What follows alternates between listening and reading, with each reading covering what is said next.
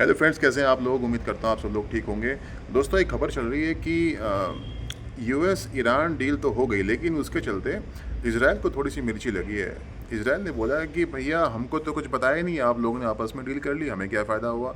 Israel actually ये चाह रहा है कि वॉर हो, ठीक है, क्योंकि उसके कुछ पैमाने हैं, पैरामीटर्स हैं, जिसके चलते उसको खुजली हो रही है कि ये वॉर चलते रहना चाहिए, और उसको लगता है कि हम जीत जाएंगे और ईरान हार जाएगा, तो हमारा एक वर्चस्व बना रहेगा, राइट। बट डील तो हो गई। अब इसराइल को क्या फ़ायदा हुआ?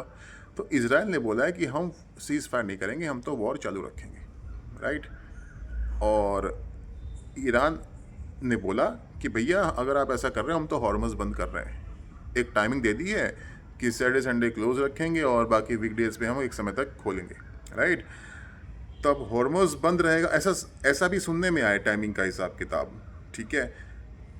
और हो सकता है कि आगे हॉर्मोज को पूरी तरह से बंद कर भी दें, लेकिन देखिए सच्चाई ये है कि हॉर्मोज को पूरी तरह से बंद वो करना नहीं चाहते हैं, राइट।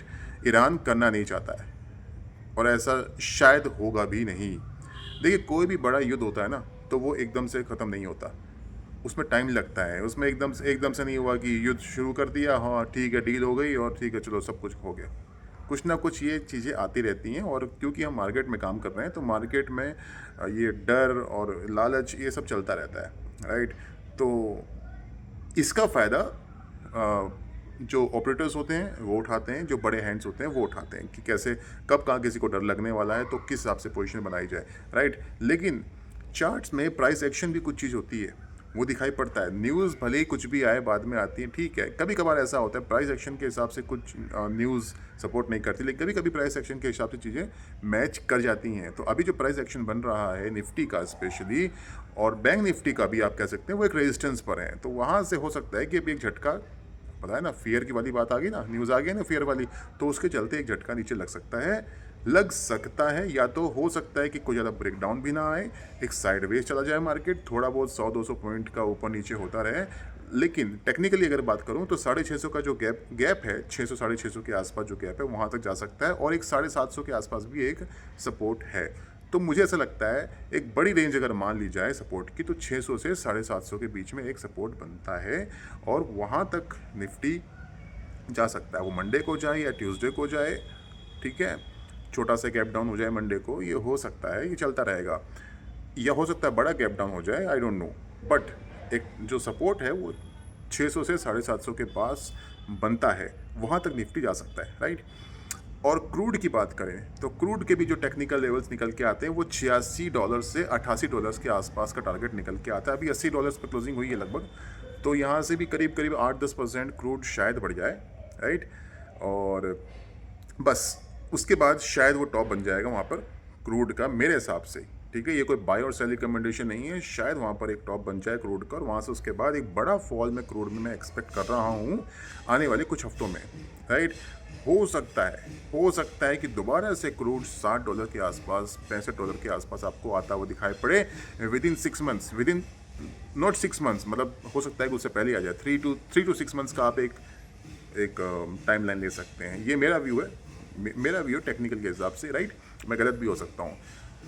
और निफ्टी मैंने आपको बताया, जब ये क्रूड अगर आपका $86 $88 जा सकता है, तो निफ्टी भी यहाँ से 1.5-2% तो आराम से टूट सकता है ना, राइट। उसके बाद कंसोलिडेट करने के बाद फिर एक उसमें ब्रेकआउट आ सकता है निफ्टी में, और इस बार जो ब्रेकआउट आएगा वो 24,100 के ऊपर आएगा, राइट। 24,100 के ऊपर जो क्लोजिंग मिल जाएगी तब आएगा, और वो ब्रेकआउट कामयाब होगा, ज़्यादा टिकने वाला होगा। और ऐसा होने पर निफ्टी एटलीस्ट 26,000 तक जाएगा ब्रेकआउट के बाद। और ये चीज़ इस क्रम में हो सकता है ज़्यादा समय भी ना लगे, 2 से 3 महीने ही लगे मैक्सिमम, राइट। मैक्सिमम बता रहा हूँ मैं, 2 से 3 महीने, तो ये ऐसा हो सकता है। ये मेरा व्यू है। देखिए, जो मैं जानता हूँ जितना समय से मैं मार्केट में हूँ, उस हिसाब से मुझे ऐसा लगता है कि एक ही खबर पे बार बार मार्केट ट्रैक नहीं करेगा, राइट।